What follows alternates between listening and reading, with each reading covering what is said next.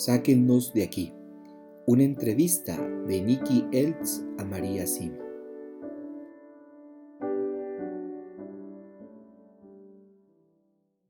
Capítulo 10. Enseñanzas de la Iglesia y de la Biblia. ¿Quién a lo largo de la historia de la Iglesia podría confirmar con más autoridad lo que nos cuenta usted del purgatorio? Jesús. En el Evangelio de San Mateo, Jesús dice: «Te aseguro que no saldrás de allí hasta que hayas pagado el último centavo», y se refiere al pecado. Luego, más adelante, haciendo referencia a los pecados contra el Espíritu Santo, Jesús dice que tal pecado no será perdonado ni en este siglo ni en el venidero.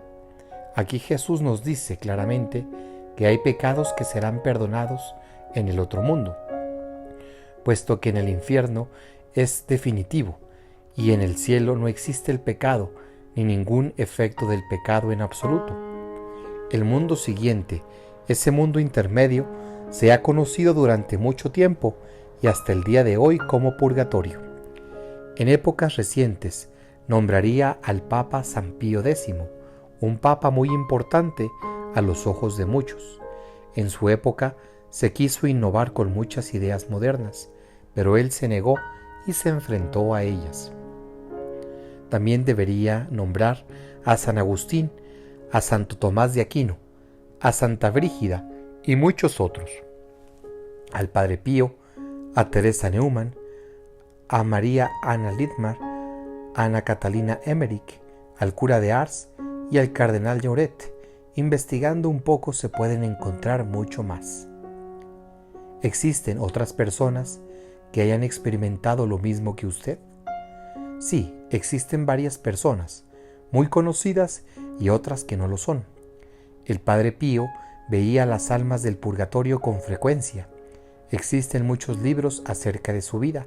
También Santa Catalina de Génova, Juan Bosco, Cristina de Bélgica y Santa Brígida.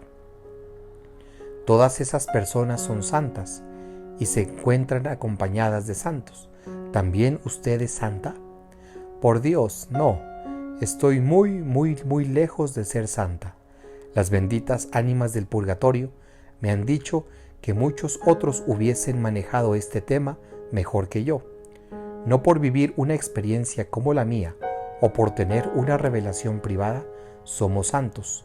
Si es por eso, conozco a una mujer que tenía el mismo carisma que el mío, que con el correr de los años se volvió orgullosa y su alma acabó perdiéndose.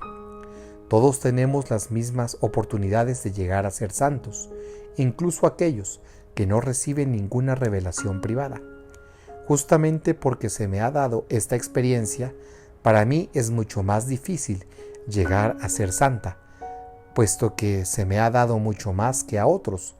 Trato de obrar bien, pero al igual que los demás, caigo muchas veces.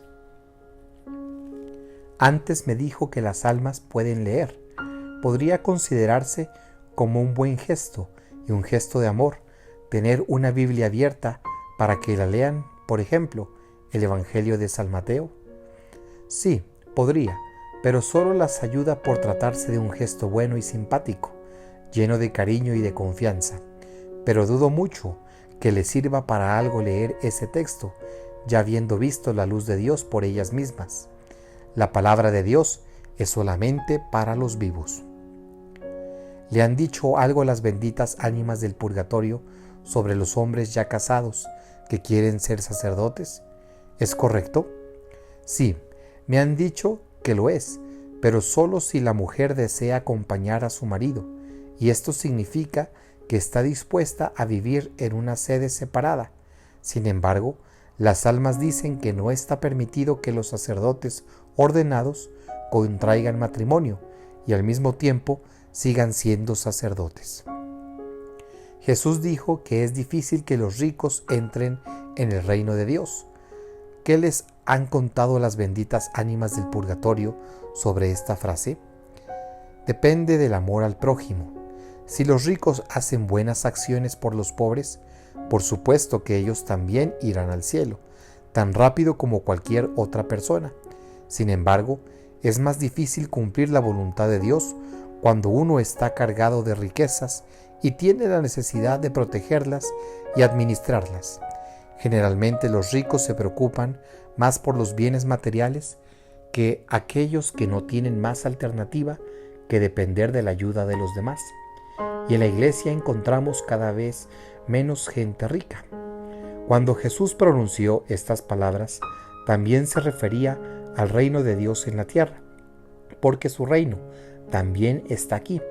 Podemos formar parte de su reino aquí en la tierra de la misma forma que también podemos formar parte del infierno. Dios nos invita a escucharle. En lugar de al César o a Satanás, Jesús nos quiere en el cielo con todas sus ansias, y esta es una de las miles de invitaciones para que caminemos libres de todas las cosas que nos empujan fácilmente hacia abajo. De los dos hombres crucificados junto a Jesús, ¿qué fue lo que hizo el bueno para llegar al cielo? Reprendió al otro, que todavía se burlaba del Salvador. Le dijo que mientras que ellos sí se merecían aquel sufrimiento, él lo había aceptado sin haber cometido falta alguna, simplemente porque le dijo sí a la voluntad de Dios y reconoció la inocencia de Jesús. En cuanto a las enseñanzas de la Iglesia durante estas últimas generaciones, ¿cuáles piensa que fueron los errores que hicieron que tanto se alejaran de la Iglesia y perdieran su fe? Eso no es culpa de lo que enseña la Iglesia. Quienes se encontraban en posición de autoridad dejaron de enseñar a los jóvenes que Jesús es todo bondad y todo amor.